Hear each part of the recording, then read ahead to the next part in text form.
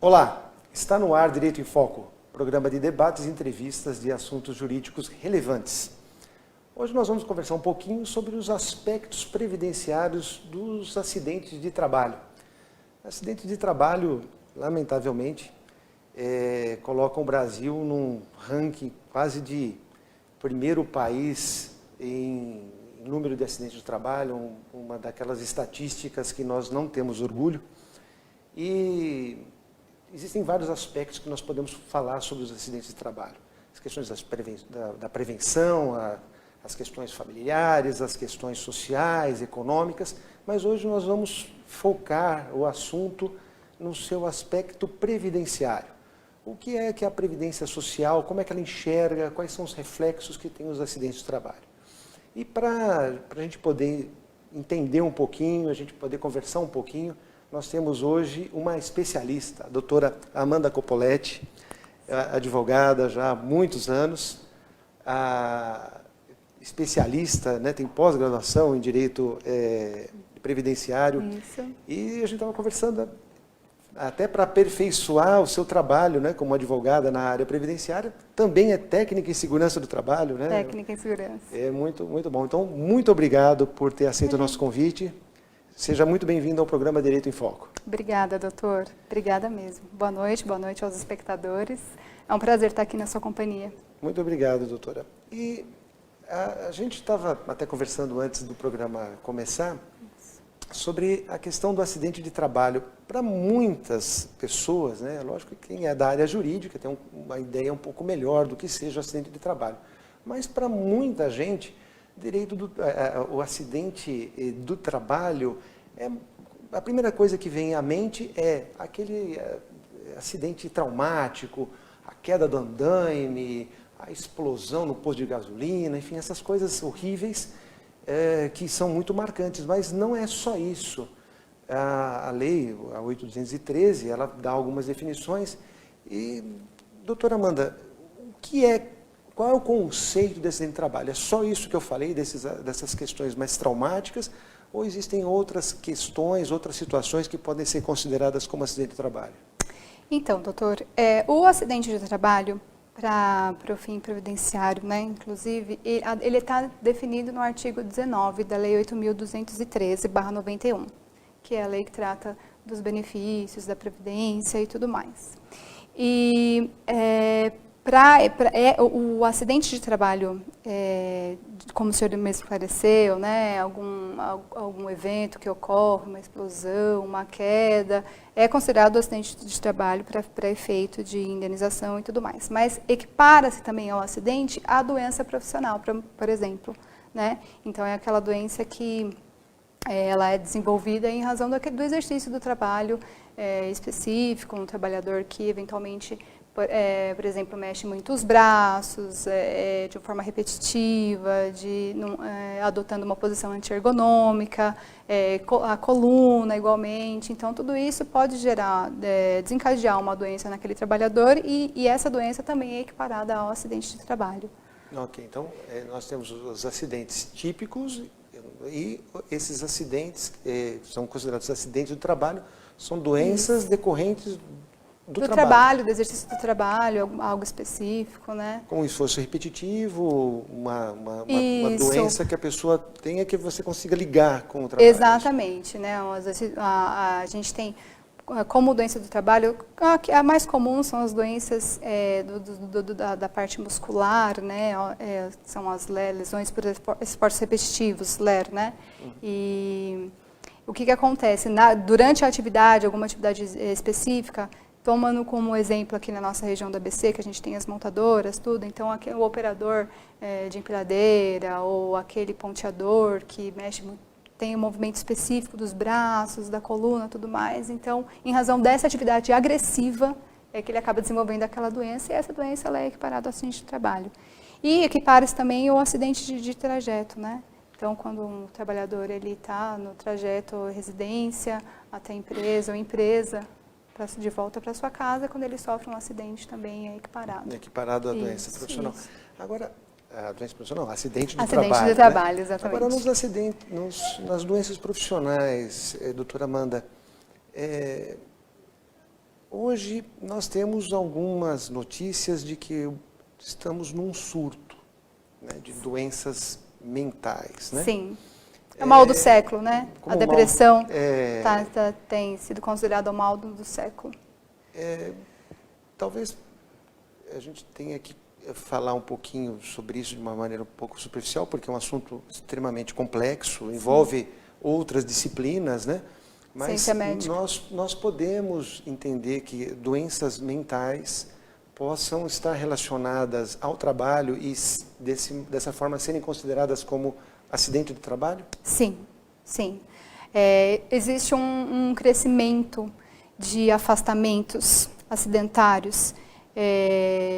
Isso pode ser até, a gente faz uma busca, o INSS disponibiliza um anuário que informa sobre os afastamentos, e afastamentos tanto previdenciários quanto acidentários. E aí, com base nesses dados, a gente pode ter uma noção da quantidade de afastamentos do trabalho decorrente das doenças psiquiátricas. Então, isso é um parâmetro para a gente entender como existe um avanço, né, no problema da saúde mental, inclusive relacionado ao trabalho, né? E isso é um ponto que tem sido bastante observado e estudado, especialmente porque junta outras áreas da empresa, como o SESMIT, como os funcionários, o pessoal do RH. Existe, né, todo um trabalho que é feito em equipe, dentro da empresa, para combater esse tipo de crescimento, né, da doença.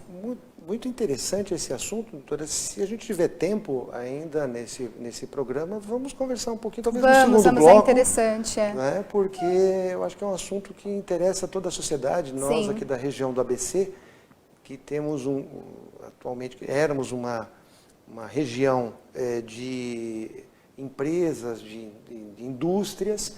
Está havendo uma migração, né? A nossa força de trabalho está indo para os serviços, com pedidos de metas, de objetivos, que criam ansiedades, que criam uma série de situações que afetam a psique humana e que talvez a gente possa falar dos aspectos previdenciários, né? Não são aspectos médicos, né? Não é essa a nossa formação e nem nosso objetivo aqui como programa, mas os aspectos previdenciários. Então, aguarde que no segundo bloco depois nós vamos falar disso, mas por enquanto vamos entender um pouquinho mais esses reflexos previdenciários. Muito bem, detectado uma doença, certo, né? Ou efetivamente um acidente típico.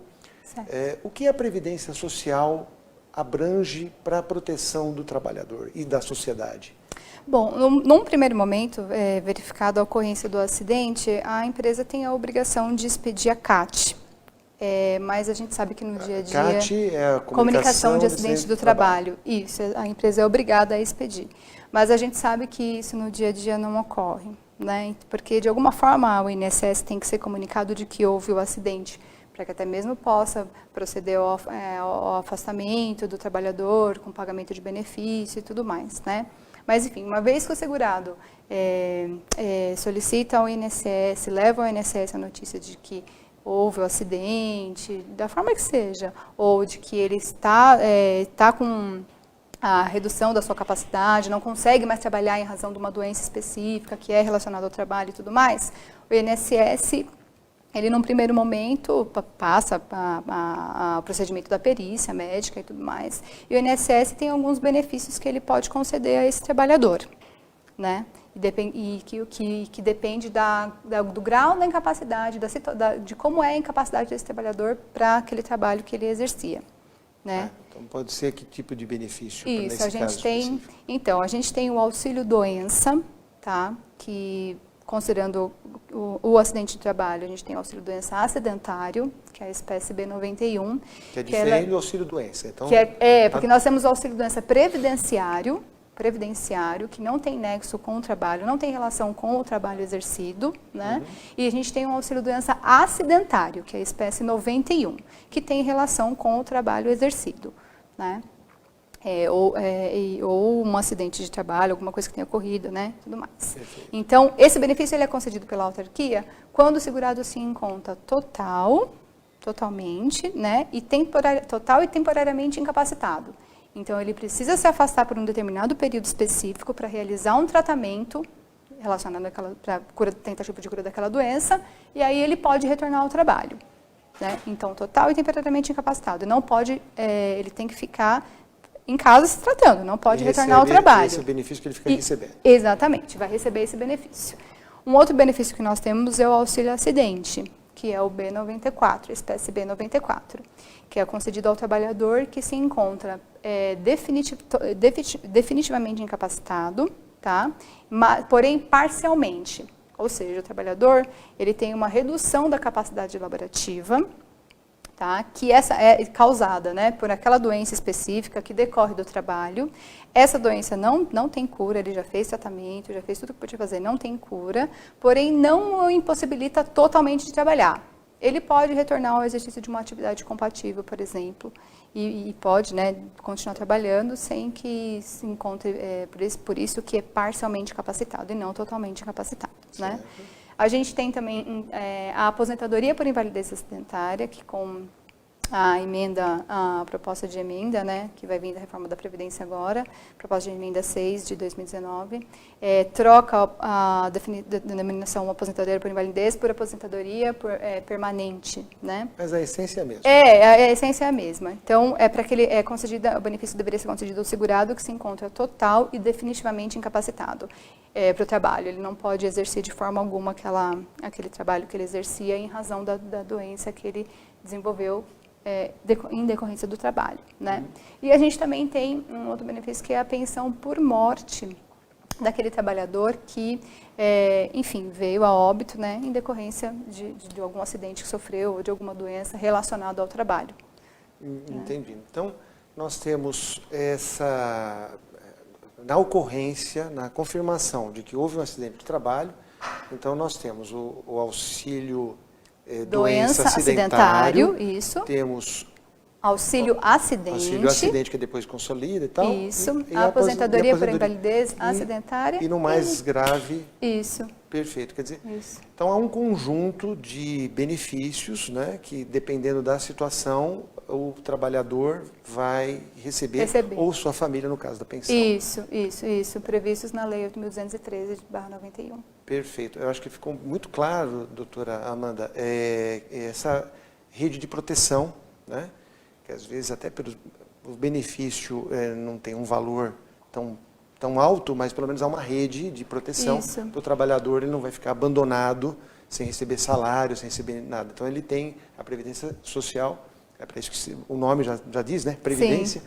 Vai lhe dar uma certa segurança dentro daquela circunstância depois de um acidente do trabalho. É garantia constitucional, né? Está na Constituição, artigo 201, parágrafo 10º, proteção ao trabalhador mínima, que sofre. Né? É mínima, mas ela existe. Tá ótimo. Então, nós vamos fazer o seguinte, doutora, no segundo bloco, nós vamos conversar um pouquinho, então, sobre essa questão que eu acho interessante.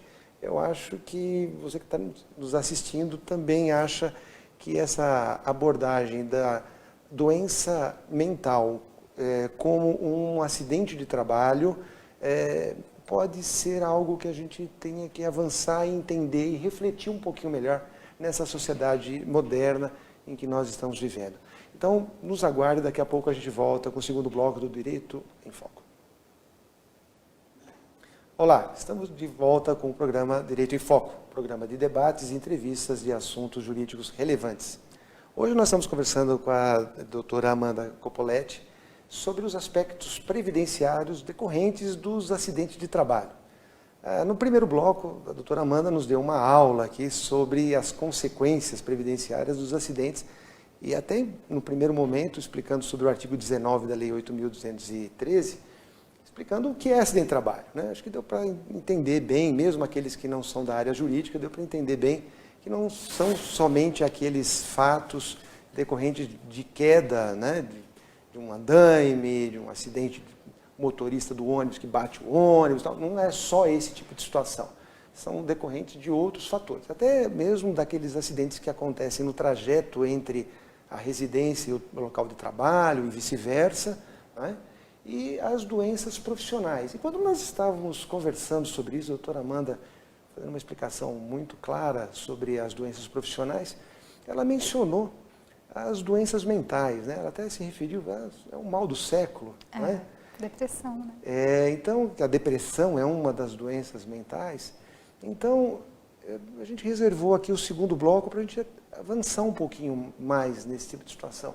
A gente percebe que muitos trabalhadores se esgotam com aquelas exigências de metas, e quando atinge a meta, dobram a meta, e sempre uma busca incessante de melhoria e de competição, e isso afeta o psíquico do trabalhador e reflete na sua vida profissional, não somente, mas também na sua vida social, vida familiar, vida de lazer, tudo acaba se comprometendo, tendo como origem lá o seu trabalho. Doutora, qual é a responsabilidade das empresas e o que a Previdência Social enxerga nesse tipo de situação que parece, pelo que a senhora falou no primeiro bloco, algo tão importante e agora se sobressaindo em relação às demais doenças? Qual é essa posição? Olha, quanto à Previdência, o INSS disponibiliza um anuário, né, como nós comentamos já, que é um anuário que informa a quantidade de afastamentos, né, relacionadas às doenças classificadas pelo CID, que é o Código Internacional de Doenças, né? E de acordo com os dados de 2017, por exemplo, no Brasil e nas grandes regiões, a quantidade de afastamentos pelo CID-F43, que é o CID de reação grave ao estresse, algo assim, foi de 11.160 afastamentos, alguma coisa assim. 2016, essa doença específica psiquiátrica também está no topo das doenças relacionadas ao trabalho, né, classificadas como acidente de trabalho. E em 2016 o número também repete, coisa de cerca de 11.000 alguma coisa. E em 2015 a gente tem um dado também que está em torno também de 11.000, alguma coisa assim também. O que acontece? A Previdência está muito sensível a essa questão específica de afastamentos relacionados à doença profissional, porque eles precisam fazer o controle desses dados, porque afinal de contas é da Previdência que sai, né, o pagamento dos benefícios e tudo mais, né? Então isso é uma coisa que tem sido observado. E para as empresas, o que acontece? A empresa, ela tem que, existe uma ideia de que a questão relacionada a assédio moral, que causa muito afastamento por doença psiquiátrica, né? É uma coisa que está tendo uma outra leitura agora, porque a empresa, muitas vezes, ela tem que mudar a sua cultura, e isso ela precisa da ajuda do SESMIT, ela precisa da ajuda do RH, porque existem mudanças que interferem na vida do trabalhador ali diário, que tem, às vezes até tem a ver com o meio ambiente de trabalho, alguma coisa assim, que tem que vir de cima, que é cultural. Então, as empresas estão tendo que ter a atenção a isso, a olhar o trabalhador como um ser humano, o que ele sente, o que está acontecendo com a vida dele, porque isso tem reflexo até mesmo na própria produção. Então, a questão da humanização das relações de Humanização, trabalho, exatamente. Na verdade, além de ser uma questão de humanidade, sim, é uma questão de prevenção. Então, prevenção. Você empregador, né, você empresário, nós temos vários nos assistindo. Aliás, esse programa começou com o núcleo dos advogados da Associação Comercial e Industrial de São Caetano do Sul. Então, você que é empresário, observe bem o que a doutora Amanda está dizendo. A humanização das relações de trabalho é uma maneira de prevenção. Então, você entregar lá um equipamento de proteção individual ao seu trabalhador, dar um protetor auricular, dar uma luva, dar um mangote, é uma proteção. Para que você não tenha consequências, está protegendo o seu empregado, e você está tendo uma prevenção de gastos. Então, cuidar da saúde mental do trabalhador também é uma maneira do empresário investir para que ele não tenha gastos. Exatamente, porque gera um custo. O trabalhador afastado gera um custo, né? Gera um custo para a empresa também. E isso não é interessante do ponto de vista econômico, financeiro para a empresa mesmo, né? Mas eu ainda gosto de citar mais o lado humano mesmo, né? Do trabalhador mesmo. E eu acho que existem hoje formas de você cuidar da saúde mental do empregado. Agora, doutora Amanda, uma coisa que sempre intranquiliza o empregador é a questão do timing, do momento. Porque as doenças profissionais, de um modo geral, e todas elas me parece que são assim, elas vão aumentando gradativamente. Em um determinado momento é feita uma avaliação, não, ainda não é uma doença profissional, mas se percebe que está se caminhando. Isso. Nas doenças mentais, qual é a maneira, quando é que poderia se entender que ela já está ali existente e que ela tem um reflexo para a relação de trabalho e para a relação previdenciária? Nós teremos necessidade de um laudo médico, mas os serviços médicos da empresa que fazem os exames periódicos, me parece que não estão muito preparados para isso, não?